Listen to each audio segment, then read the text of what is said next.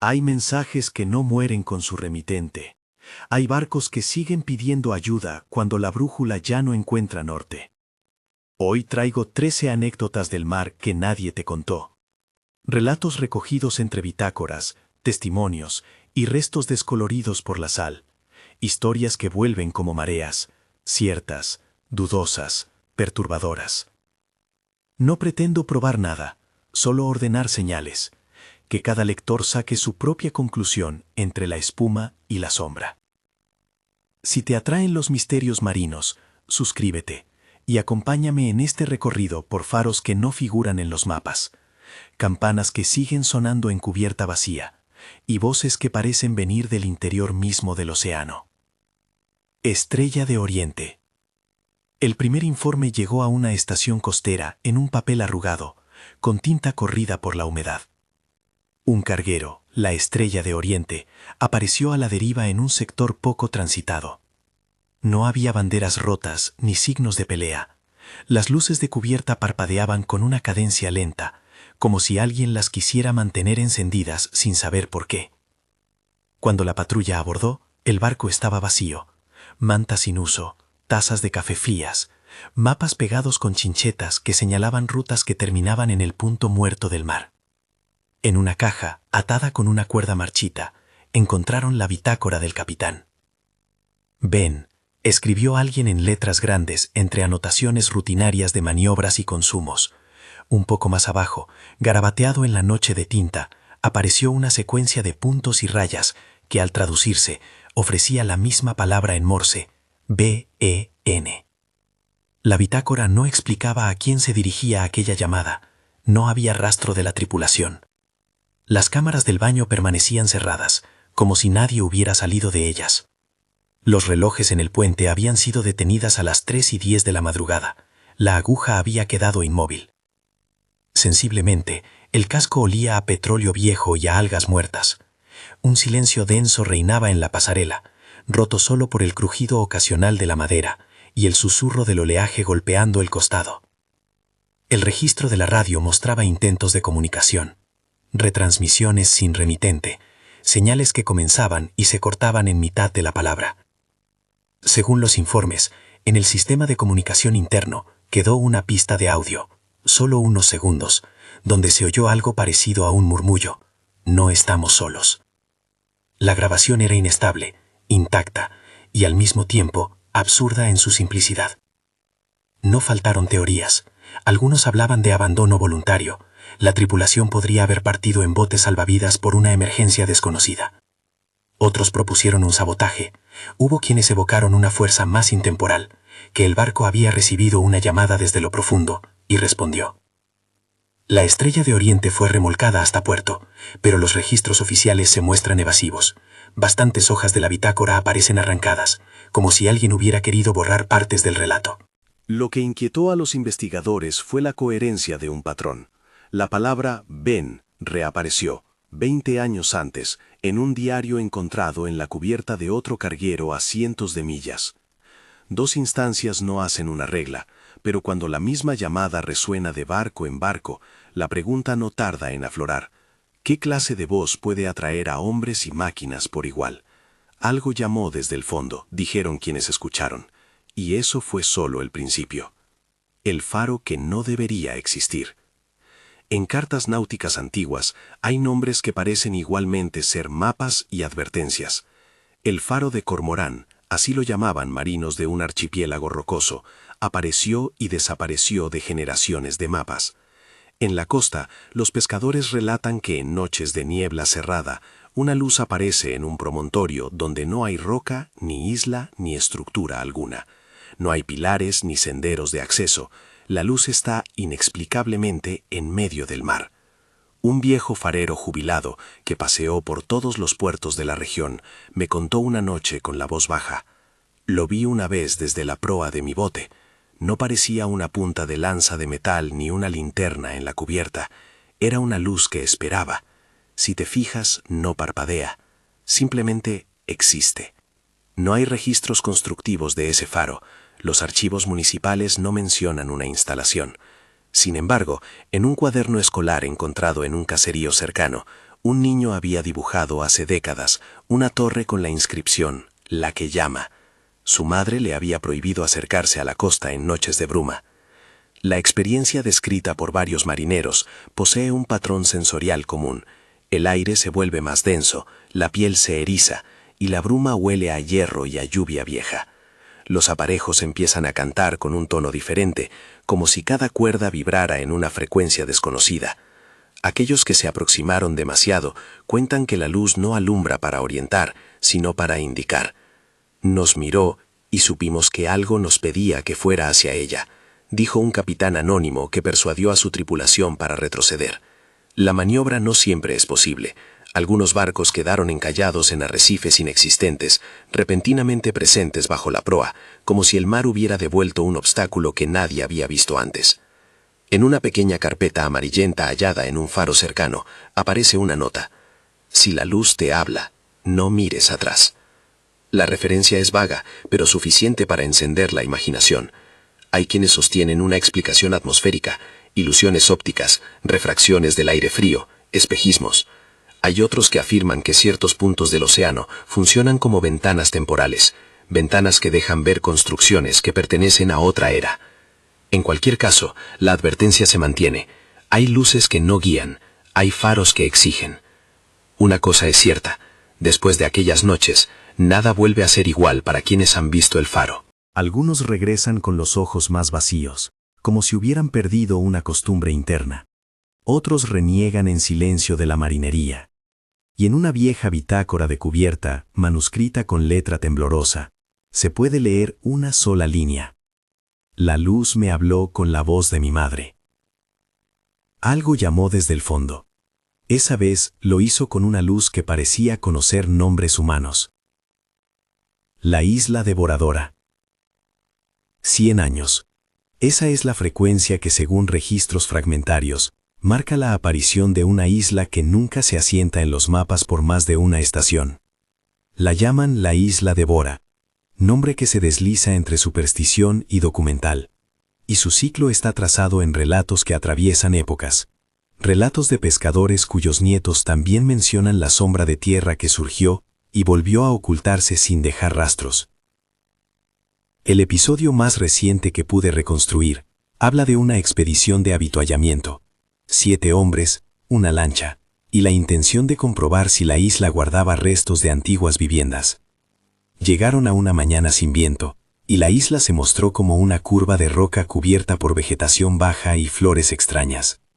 La tripulación desembarcó con cautela, registrando en sus cámaras imágenes de piedras talladas y lo que parecían ser muros erosionados.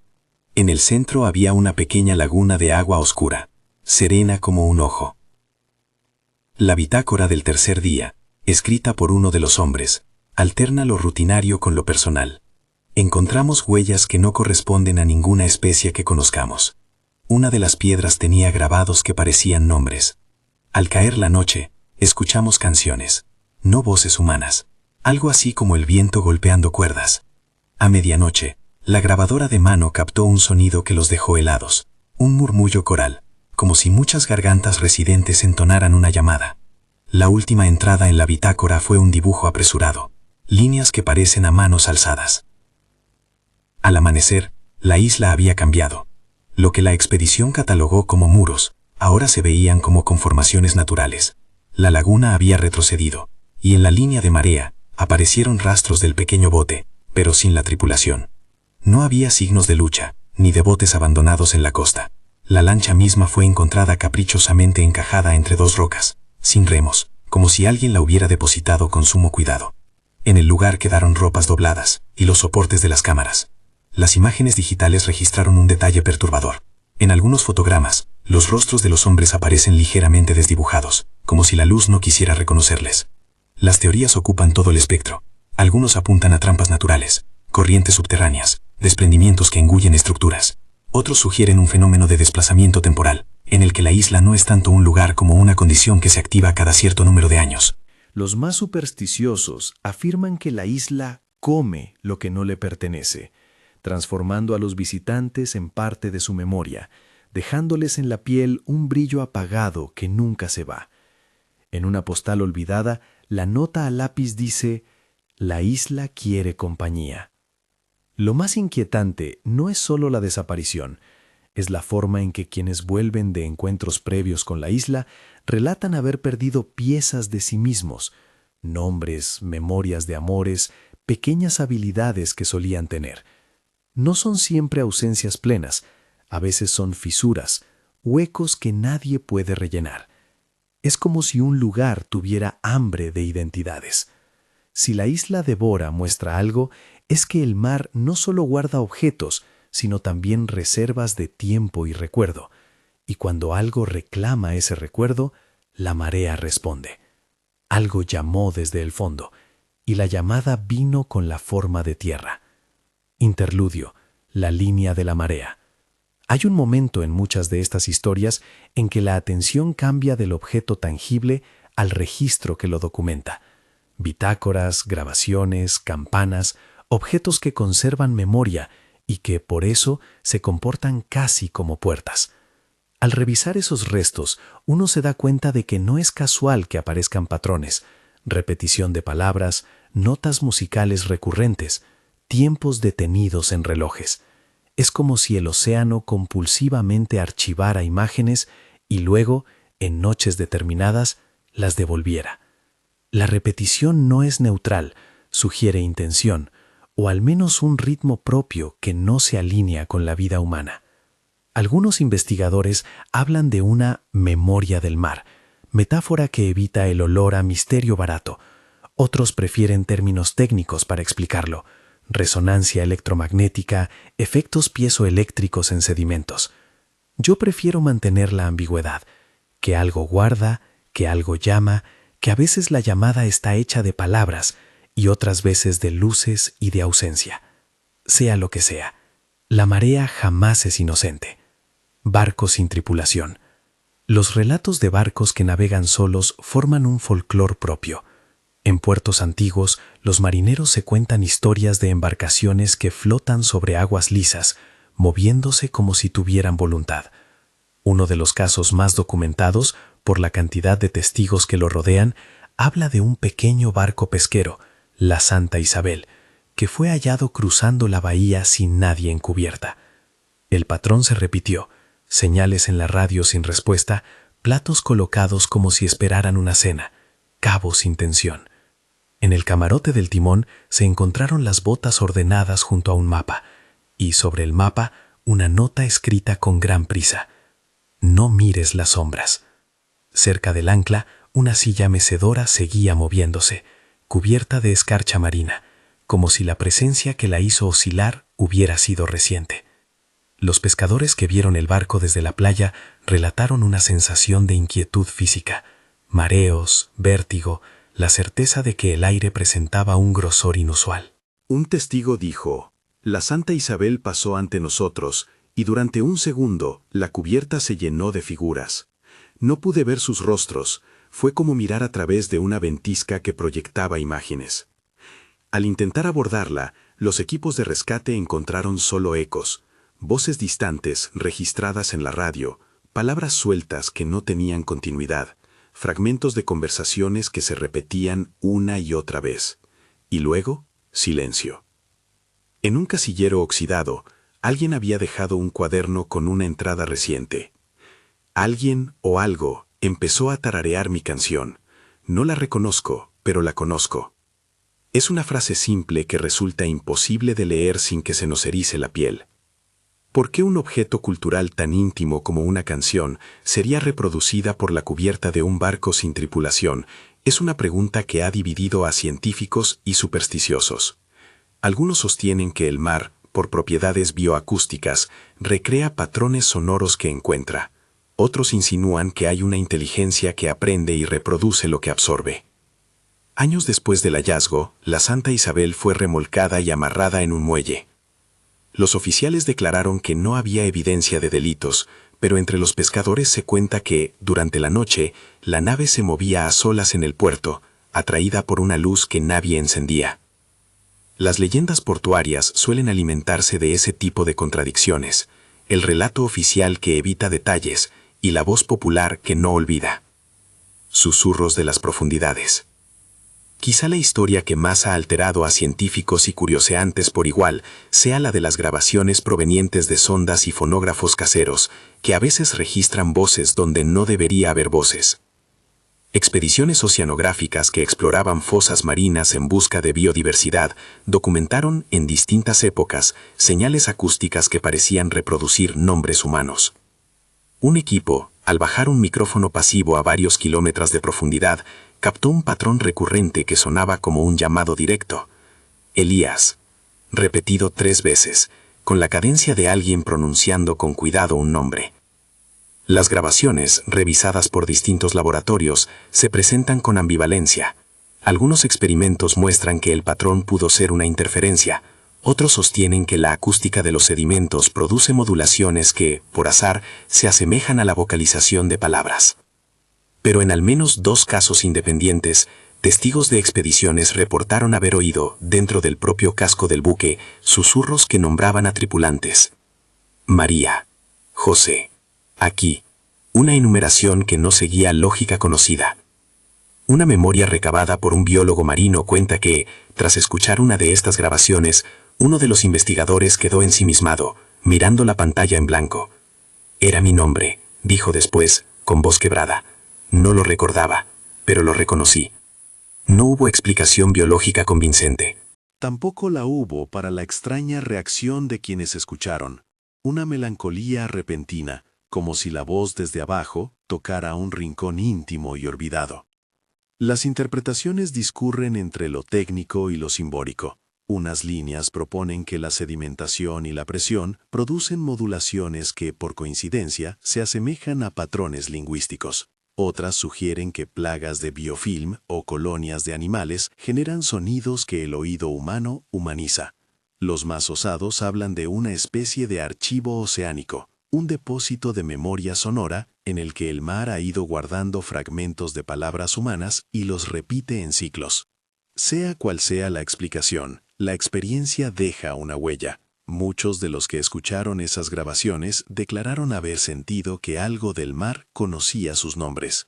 Algo llamó desde el fondo, y lo hizo usando la voz de quienes creían olvidados. El San Telmo. Las historias que involucran barcos atrapados en zonas de hielo suelen tener una atmósfera propia.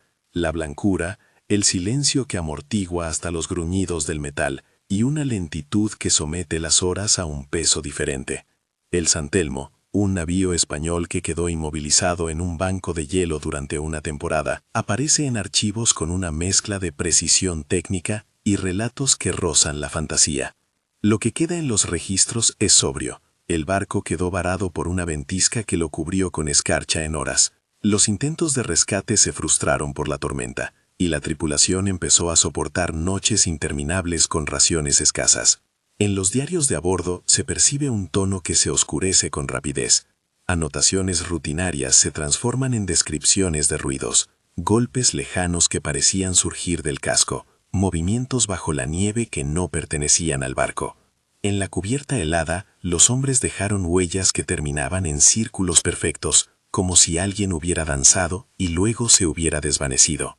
Cuando finalmente los rescatistas llegaron y abrieron la bodega, encontraron cuerpos inmóviles, con la expresión fija en un terror inexplicable. No hubo signos de trauma. Las últimas páginas del libro de ruta contienen frases sueltas. No respiremos. Cuando canta, no se detiene. No volveremos a ser nosotros. Esas líneas fueron suficientes para que el caso pasara a la mitología de las tripulaciones. El San Telmo no solo se congeló, sino que también quedó marcado por algo que los hombres sintieron como un juicio o una condena. Varios de los rescatados, con el tiempo, comenzaron a relatar sueños extraños, luces sobre la nieve que caminaban hacia el barco, voces que emulaban a seres queridos, la sensación de que la noche tuvo una boca.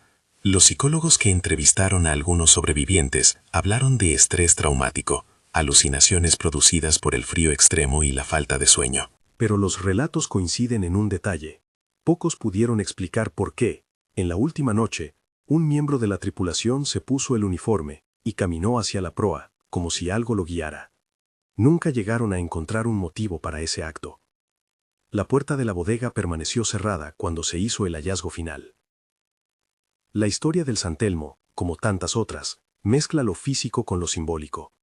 Los objetos recuperados, un chaleco de cuero, una pequeña campana de mano, una linterna con manchas de óxido, parecen ordinarios, hasta que uno atiende a los testimonios que los rodean. En una fotografía en blanco y negro, tomada en el muelle, se observa la cubierta de hielo. En la esquina, alguien escribió: "Se quedaron mirando el horizonte hasta que el horizonte respondió". A veces, el mar no ataca con violencia visible. A veces llama con suavidad, y los hombres caminan a esa suavidad como si les ofrecieran algo indispensable.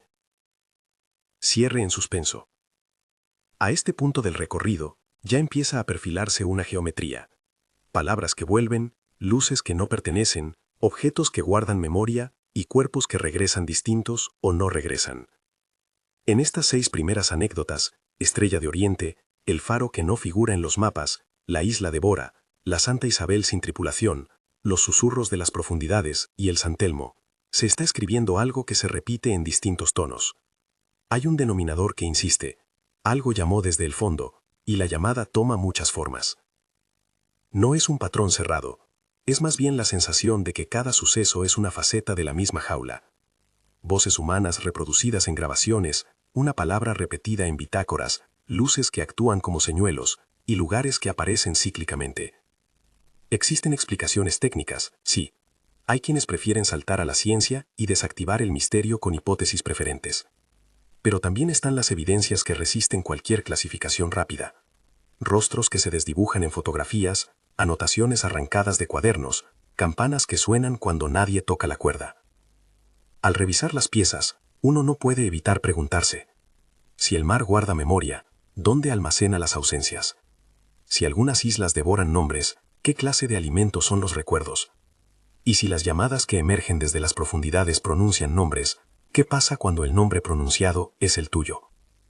En los relatos que siguen, encontraremos más campanas, más islas errantes y objetos que parecen conservar un eco.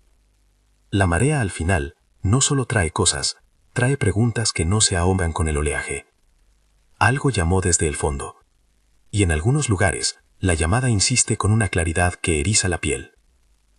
La Isla Bermeja. La cartografía y la superstición tienen una relación que se parece mucho a un matrimonio roto. Se buscan, se engañan, se separan y de vez en cuando reaparecen en la misma hoja con la misma mancha. La Isla Bermeja ocupó un lugar así en cartas antiguas, trazada con tinta, luego tachada, luego dibujada otra vez por mano desconocida. Pescadores del Golfo narran conversaciones sobre un banco de arena que no debería existir. Una lengua de tierra de color rojizo que aparece y desaparece según la paciencia del mar. El relato que más vueltas ha dado entre tabernas y muelles habla de un barco de investigación científica, el Ícaro II, que partió con la voluntad de comprobar si Bermeja era real. Iban a bordo biólogos, cartógrafos jóvenes y un capitán práctico, Larraín, viejo marino con manos ampolladas de siglos de cuerdas. Llegaron sin más señal que la bruma pegada a la cubierta. A través de la niebla, bajo un sol en retirada, apareció la silueta. Tierra baja, manchas rojizas en la arena, una laguna de agua salobre rodeada de vegetación de color verde oscuro. Desembarcaron con equipos y registraron todo: sedimentos, fotografías, coordenadas registradas en bitácoras personales. Esa primera jornada discurrió con normalidad hasta que, al encender una grabadora para recoger el canto de aves migratorias, los micrófonos captaron algo que no figuraba en la lista de la expedición. ¿Escucháis?, escribió uno de los jóvenes en su libreta esa noche, con la tinta deslizando un temblor que no venía del pulso, sino del frío. En la grabación se oye un sonido que recordarían luego, una campana ahogada, una cadencia que no corresponde con aves ni mareas, seguida de una serie de golpes rítmicos que sugieren un trabajo antiguo, como si alguien hubiera clavado tablas en la penumbra. A la mañana siguiente, el Ícaro II despertó para encontrar la plataforma donde habían dejado la embarcación vacía. La lancha había desaparecido sin dejar rastro. En la arena, las huellas mostraban que los hombres habían caminado hacia el interior y que en un punto la pisada se había vuelto plana, como si los pies ya no pertenecieran a cuerpos de carne.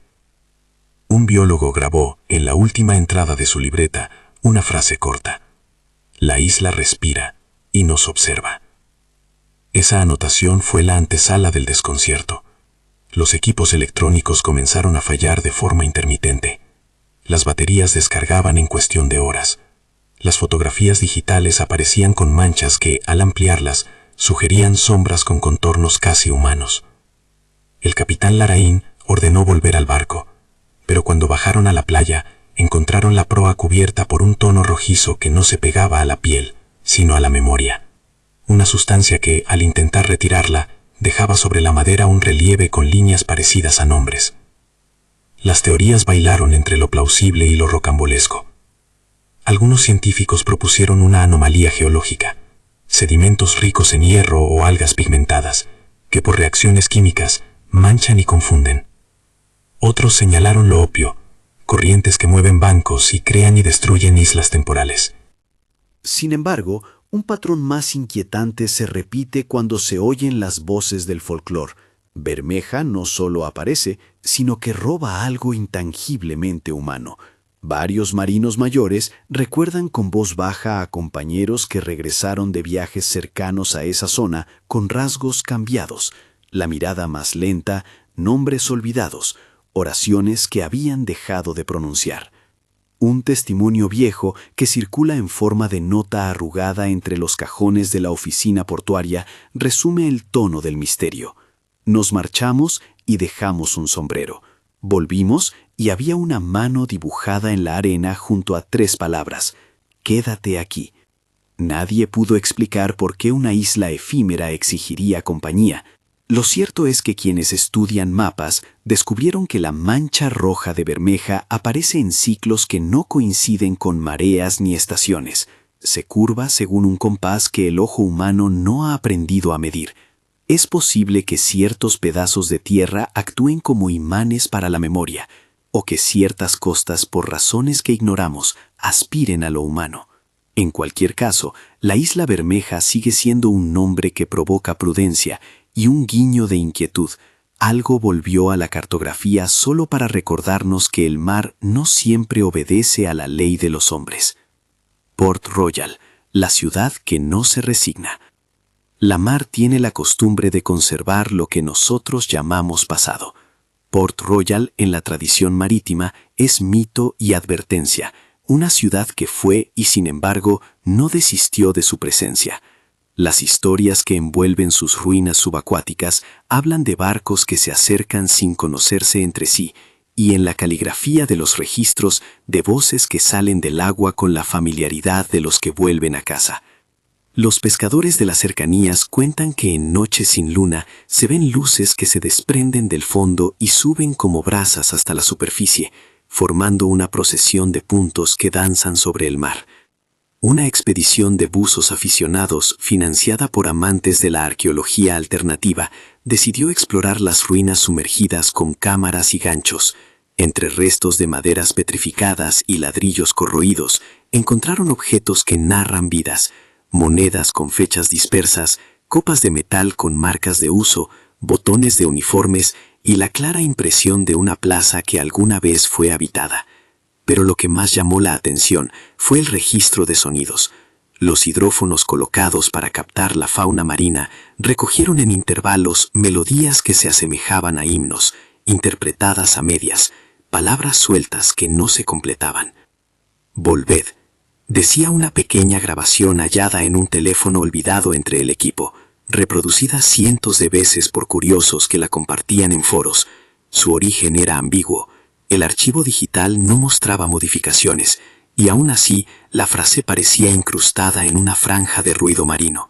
Algunos buzos, tras subir de inmersiones en la noche, relataban la misma sensación: ver sombras que cruzaban las calles sumergidas con la intención de regresar a algún hogar que el agua había transformado en memoria. En 1979, un pescador local recogió en sus redes lo que le pareció una caja sellada. Dentro había una campana pequeña, de cobre, con la inscripción parcialmente borrada. La colocó en el muelle y durante 3 noches consecutivas oyó tañidos que no coincidían con nadie que la golpeara. Quienes la oyeron juran que las campanadas formaban un ritmo que variaba según la marea, más agudo con pleamar, más lento con bajamar. En una vieja nota que venía pegada al forro oxidado de la campana, alguien había escrito, con letra apretada, «No la devuelvas al agua». La caja fue arrojada, dicen, a la capilla de un pueblo. La campana, sin embargo, retornó por su cuenta al muelle semanas después. Las reconstrucciones teóricas que intentaron explicar Port Royal van desde la más prosaica, corrientes que liberan gases que el oído interpreta como notas, hasta la más elaborada, que ciertas ciudades hundidas continúan proyectando patrones acústicos en el agua, recuerdos de rituales y de voces que por un tiempo no saben que han desaparecido. Hay historiadores que recuerdan que en los archivos coloniales se registraron desapariciones inexplicables de ciudadanos que se dedicaron a la marinería. ¿Podría ser que la ciudad siga llamando a quienes fueron su tejido social? Si la ciudad suena, ¿qué idioma utiliza para pedir retorno? La experiencia de Port Royal deja una sensación ambivalente. Es un lugar de reverencia y desasosiego. Para algunos, la ciudad no se hundió, se reorganizó bajo otra ley. Para otros, la persistencia de sonidos y objetos es la prueba de que el agua tiene memoria. En cualquier caso, los que escuchan las campanas subacuáticas perciben algo persistente. El llamado no siempre pide rescate, a veces exige reconocimiento. Algo llamó desde el fondo, y la ciudad contestó con ecos que nadie escucha sin estremecerse. Agujero azul de Dean, la boca que no respira. Los agujeros azules son preguntas clavadas en el océano, círculos de agua más oscura, pozos que devoran luz, y con ella la certeza de que aquello que hay debajo nos es desconocido. Dean, un sitio de buceo famoso por su belleza y su peligro, aporta a la colección de relatos uno de los más perturbadores, inmersiones que terminan no por falta de aire o por errores técnicos, sino por la experiencia de sentir que el agua se convierte en un tejido que observa. Un instructor de buceo, Mateo Cruz, narró con voz entrecortada lo que llamó la inmersión que me cambió. Descendió con un grupo reducido para filmar formaciones de estalactitas subacuáticas en las cavidades inferiores. A varios metros, las luces de los focos captaron una serie de figuras que en el monitor parecían moverse con independencia. Mateo recuerda que el agua bajo ellos emitió un zumbido, un tono noble que penetró a través del traje y se clavó en los huesos. Parecía un órgano que tocara una nota larga, anotó en su informe. Las cámaras registraron además un fenómeno curioso: partículas suspendidas que se reorganizaban frente a la lente, formando lo que los buzos reconocieron como letras, aunque la secuencia era efímera. En otra ocasión, un equipo de investigación que bajó un robot no tripulado a la boca del agujero, reportó que los sensores del vehículo dejaron de registrar temperatura y presión en un punto. Las lecturas se estabilizaron en valores imposibles, y el video mostró, por unos segundos, algo que se pareció a un rostro en sombra. Más tarde, en la bitácora del piloto del robot, apareció una frase escrita a mano. El azul nos miró, y me pareció ver mis manos en otro tiempo. La ambición de la ciencia se topa con la prudencia. El agujero presenta condiciones geológicas intrincadas, pero las sensaciones que los buzos describen, mareo, pérdida de noción del tiempo, nostalgia súbita, no se explican solo por corrientes. Un relato particular atañe a una buceadora llamada Amina, que descendió sola para practicar, y que volvió con una anotación en su libreta. En el azul oí una canción que no recuerdo haber aprendido. Al día siguiente comenzó a tararear melodías que su padre, muerto hace años, solía cantar en su pueblo. La comunidad local trató el caso con respeto. Nadie sugiere que el agujero sea un altoparlante de memorias humanas. Sin embargo, la recurrencia de voces y de sonidos que parecen tomar fragmentos de la vida de quien se sumerge, plantea preguntas incómodas. El abismo devuelve ecos personales porque recoge las ondas del mundo y las reproduce. O en su silencio hay un mecanismo que reorganiza el recuerdo humano en formas auditivas. Las teorías se multiplican, desde patrones de resonancia acústica hasta la idea de que ciertas cavidades funcionan como cámaras de eco humano. Los más enigmáticos plantean que los agujeros azules conectan con capas de tiempo, como ventanas que abren fugas hacia momentos pasados. y que en esas fugas la experiencia subjetiva se ve alterada. Si uno escucha una canción que solo tú conoces en lo profundo, la pregunta es inevitable. ¿Quiénes son los otros oyentes de ese registro? El agujero azul de Dean no responde, pero su silencio amplificado es para muchos una palabra. Uran Medan, código Morse y cadáveres en cubierta. Las transmisiones en Morse guardan el olor de las urgencias viejas. Son llamadas que se arrastran por el éter y que por su austeridad parecen más sinceras. Uran Medan fue un carguero cuya última comunicación fue una secuencia en Morse que no dejó lugar a dudas sobre una petición. Auxilio, viento, caja. Los que escucharon esa transmisión la reprodujeron hasta la saciedad, intentando reconstruir el hilo de lo que había sucedido. Cuando el barco fue hallado, los buzos describieron una escena incongruente. La cubierta con rastros de lucha mínima, algunos cajones abiertos, pero nadie en la cubierta salvo cuerpos rígidos sin señales de trauma externo. La cronología reconstruida por oficiales y periodistas sugiere que Uran Medan recibió la llamada de socorro de un barco cercano y respondió. En la cubierta encontraron, entre papeles y mapas, un pequeño contenedor sellado con cinta, sin marcas ni etiquetas. Junto a él, una bitácora con entradas sueltas. Recibimos su Morse. Lo dejamos a bordo. No abrir. No lo hicimos. En una grabación tomada por un marinero que intentó registrar lo que pasaba dentro del contenedor, hay un susurro casi ininteligible, y luego una explosión de sonido que hizo temblar los altavoces. Los cauces oficiales hablaron de una sobrepresión causada por gases en mal manejo. Los rumores, en cambio, prefirieron una lectura más ominosa.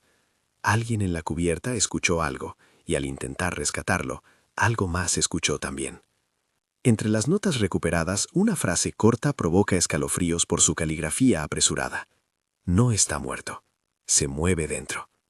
No se encontraron pruebas concluyentes de actividad biológica dentro del contenedor, pero el hecho de que nadie quisiera abrirlo hasta que fue demasiado tarde es un elemento recurrente en relatos de objetos sellados encontrados en la mar. ¿Qué se guardó en esa caja? ¿Era un artefacto, un ser o un objeto portador de memoria que reclamó a quienes lo transportaron? Algunas voces especularon con que el contenedor ejercía un efecto de atracción, una especie de resonador que amplificaba la ansiedad o la nostalgia de la tripulación hasta volverla letal. Otros, menos románticos, perfilaron la hipótesis de intoxicación por gases. Lo más desconcertante para los investigadores fue el hecho de que la última bitácora aparece rasgada en varias páginas, y en una de ellas alguien había escrito en mayúsculas: «Si alguien lee esto, no nos encuentren». La petición, más que un ruego por rescate, sugiere una voluntad de esconder lo ocurrido, una vergüenza o un temor que excede la lógica del deber de socorro. Uran Medan se hundió con su secreto, y los pocos objetos sacados de su bodega viajan hoy en debates. ¿Fue un accidente provocado por un contenedor mal manejado o algo en el contenido provocó la caída de la razón? Sea lo que fuese, la escena deja el pozo de que hay cajas en el mar que guardan no solo cosas, sino decisiones. Abismo de Puerto Rico y registros del Leviatán. Existen lugares en los que la palabra sonido cambia de significado. El Abismo de Puerto Rico es uno de ellos. Científicos han instalado micrófonos en sus profundidades para estudiar fauna y tectónica, pero algunos de esos registros contienen patrones inusuales, series de frecuencias que no corresponden a ballenas, ni a terremotos detectables, ni a actividad humana conocida. Los pescadores locales hablan de una presencia a la que llaman, en voz baja, Leviatán, una entidad que emite un zumbido profundo y largo que puede sentirse como vibración en las cuerdas de los instrumentos.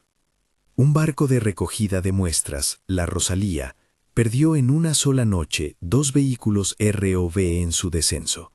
Los pilotos en superficie vieron las pantallas llenarse de interferencia antes de perder señal, y en uno de los pocos extractos recuperados se escucha algo muy claro: un golpe pesado y un gruñido que se parece más a un metal que a una criatura. Los científicos que revisaron las muestras propusieron hipótesis geológicas, corrientes subacuáticas con bolas de sedimento que aplastan equipos, columnas de gas que se liberarían súbitamente. Sin embargo, hay grabaciones en las que se intercepta lo que varios describen como una voz que no habla en idioma humano, un patrón de modulaciones que, al analizarlo, recuerda a la repetición de pulsos regulares.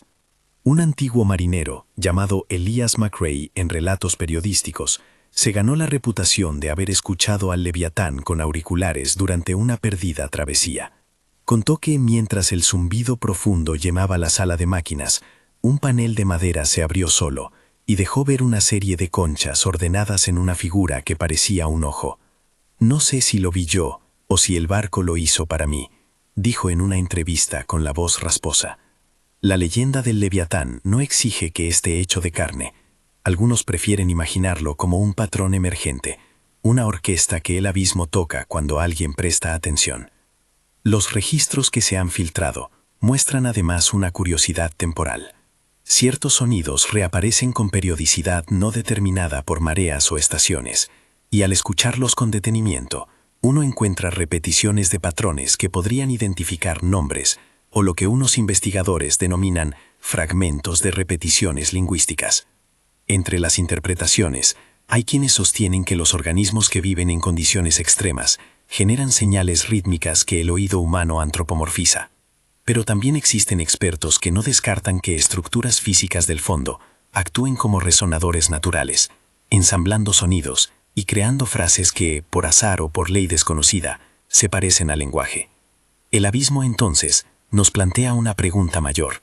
¿Es el Leviatán una criatura, un conjunto de procesos, o la imagen que nosotros necesitamos para darle un sentido a los ruidos que nos asustan? Los registros conservan sonidos que algunos catalogan como lo que el mar repite cuando cree que nunca nadie lo escuchará. Y si el mar repite nombres o frases, ¿a quién intenta convocar? Algo llamó desde el fondo, y en el abismo, a veces la llamada se transforma en música. Samborondón, la isla que camina.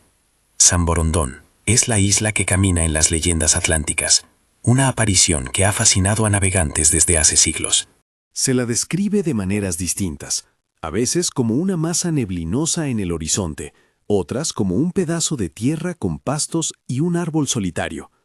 El misterio que rodea a Samborondón no está solo en su aparición episódica, sino en la manera en que quienes la reclamaron regresaron cambiados. El viaje hacia ella deja marcas que la memoria no siempre puede ordenar. Un relato que llena páginas en crónicas populares cuenta la historia de un marinero llamado Tomás Ugalde. Tomás, según las notas que dejó su nieto, era escéptico y cauto, un hombre que prefería las cartas a las supersticiones. En una noche de niebla cerrada, sin embargo, su barco entró en una polvareda de agua que disolvió la capa del tiempo. La proa cortó una superficie donde la espuma olía a tierra mojada. Allí, Tomás vio lo que describió como un vallado de piedra y un paso que llevaba a una colina pequeña. Atravesó la playa, tocó una piedra lisa y sintió que una voz le hablaba sin mover labios. Volvió a su barco con las manos manchadas de polvo negro y en su cuaderno la anotación: «No puedo nombrarla sin que me deje algo». La historia de Samborondón está jalonada por episodios semejantes. Hombres y mujeres que regresan con tristeza que no habían conocido, con frases en sus bocas que no pertenecen a su lengua materna, con hábitos de otros tiempos. En algunos relatos, la isla no aparece sola, trae consigo una niebla de sonidos, un canto que parece crear raíces en la memoria. Hay quienes afirman que Samborondón es un organismo viviente, una colonia de rocas y vegetación que se desplaza según patrones que la cartografía no alcanza a representar. Otros, más poéticos, sostienen que la isla es un accidente del recuerdo, un lugar donde el mar junta pedazos de historias para compactarlos en tierra. Una teoría menor, pero extendida entre marinos ancianos, sostiene que Samborondón funciona como un espejo. Quien pone un pie en ella deja atrás una versión suya, y lo que regresa es una copia con errores. Por eso aconsejan, hay que evitar tocar las piedras o llevarse recuerdos. Son las trampas por las que la isla cobra compañía. Sea mito o realidad, Samborondón persiste como un nombre que obliga a mirar la línea del horizonte con desconfianza. Cuando la ves, te mira. Cuando te acercas, te pide pertenecer. Algo llamó desde el fondo, y la isla respondió con pasos que nadie puede medir. La campana del HMS Nightingale y el hombre que caminó sobre el mar. En el cierre de este ciclo de relatos, conviene detenerse en el peso simbólico de los objetos y en la manera en que una sola pieza puede arrastrar a una comunidad entera hacia la historia. La campana del HMS Nightingale fue recuperada décadas después del hundimiento del barco, en circunstancias que nadie ha olvidado. El tesoro fue hallado dentro de un cascarón oxidado, y su sonido, dicen los que la tocaron, no es el mismo que el de cualquier otra campana. Su tañido es un timbre que parece llevar en su tono la sal de 40 inviernos. La campana llegó a manos de un museo costero, donde un conservador, por curiosidad, la hizo sonar una mañana de lluvia. Tras el golpe, la campana emitió un eco que se prolongó más allá de lo natural, y en los archivos del museo se conserva una nota que causó dolor en quienes la leyeron. Escuché pasos sobre el mar, escribió un guardián que decidió no mirar las cámaras de seguridad hasta el final de su turno. Una serie de testimonios posteriores mencionaron la aparición de un hombre en la playa, una figura alta que parecía caminar sobre el agua, dejando huellas que no acababan de moverse con la marea. Los pescadores lo describieron como alguien que iba y venía en la línea de la espuma, con la mirada fija en la campana. El origen del fenómeno es ambiguo. Algunos creen en la maldición de los objetos que conservan tragedias, que la campana arrastra con su vibración la forma de los últimos ritos que acompañó. Otros postulan que ciertos objetos actúan como antenas de memoria, absorben las ondas de las emociones fuertes y las revierten en formas visibles cuando la circunstancia es propicia. Un psiquiatra que estudió el caso habló de sugestión colectiva. La campana era un disparador para una comunidad que ya estaba predispuesta a creer en espectros.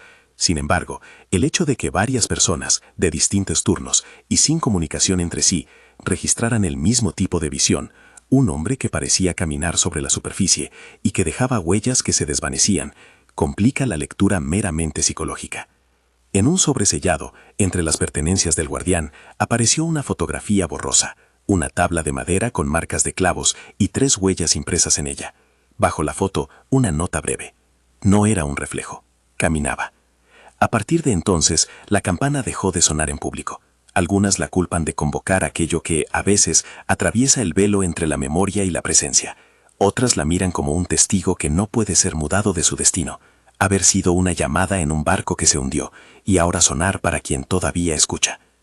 La figura del hombre que camina sobre el mar se transformó, en los meses siguientes, en un símbolo local, una advertencia para aquellos que se creen inmunes al misterio.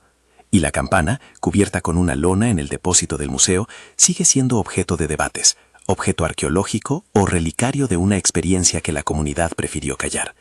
Lo que resulta innegable es que hay piezas que al ser tocadas devuelven más que sonido, devuelven imágenes, recuerdos que no encontraban reposo. Algo llamó desde el fondo, y la campana, por un instante, les devolvió la respuesta. Interludio final antes del cierre. Si uno reúne las piezas, las campanas, las islas errantes, los susurros en las profundidades, los barcos vacíos, las luces que no figuran en los mapas, se forma un tablero en el que algunos patrones se vuelven inevitables. Notamos una reiteración de ciclos. Aparecen islas a intervalos largos, emergen sonidos que repiten nombres. Ciertos objetos parecen conservar un rastro emocional. Vemos también la presencia de un hilo conductor, la memoria, tratada como algo que puede residir fuera del cuerpo y volver a cobrar entidad con el encuentro oportuno. Es tentador proponer una teoría única, unívoca. La ciencia, sin embargo, nos recuerda que para cada anécdota existe un conjunto de variables que complican cualquier conclusión rápida. La geología, la acústica, la psicología colectiva y las prácticas culturales se enredan en cada historia hasta crear una madeja que no se desata sin trabajo minucioso. Aún así, la ambigüedad no es simple ausencia de respuesta. Es también un espacio en el que las preguntas se vuelven más interesantes que las soluciones. En algunas de estas historias, la contención material es esencial. Bitácoras con palabras recicladas, máquinas que guardan fragmentos de sonido, campanas que suenan donde nadie las toca. En otras, la geografía actúa como catalizador, abismos que modifican la percepción, islas que reclaman compañía, faros que no existen en los archivos. Y en un tercer nivel encontramos la experiencia humana, la manera en que el miedo, el asombro y la necesidad de narrar moldean los testimonios que luego pasan a formar parte de la oralidad portuaria. Patrones y teorías, 3 caminos posibles. Para ordenar algo de la abundancia, Es útil bosquejar 3 vías interpretativas que suelen reaparecer en debates y que no pretenden agotar la discusión, solo orientar la reflexión. 1. Explicación física. La más conservadora sostiene que la mayoría de fenómenos puede explicarse por procesos naturales, refracción de luz y espejismos para los faros, corrientes y gas para las apariciones de islas, resonancias acústicas por presión en las grabaciones submarinas. Según esta visión, nuestras percepciones se confunden con lo extraño cuando los sentidos encuentran condiciones atípicas. No descarta, sin embargo, que el mar actúe como un medio que preserva y transforma señales. 2. Explicación psicológica y cultural. Otra lectura enfatiza el papel de la memoria colectiva y de la sugestión. En lugares con historias previas, el oído y la vista se predisponen a reconocer patrones.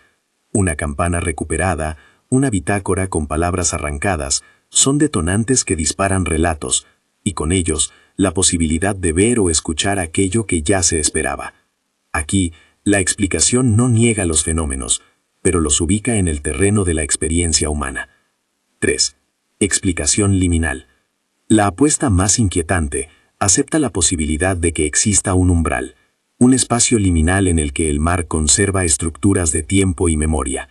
En esta hipótesis, el océano sería un archivo, no solo objetos físicos, sino registros psíquicos que, bajo condiciones particulares, recomponen nombres, voces y escenas. No se trata de milagros, sino de procesos desconocidos que requieren un nuevo vocabulario. La hipótesis liminal respeta la ambigüedad y, al mismo tiempo, afirma que la costumbre humana de catalogar lo extraño como mera ilusión pierde parte del asunto. Conclusión abierta. Más preguntas que respuestas. He contado 13 anécdotas que, en compañía, no forman una teoría unívoca, sino un coro de preguntas.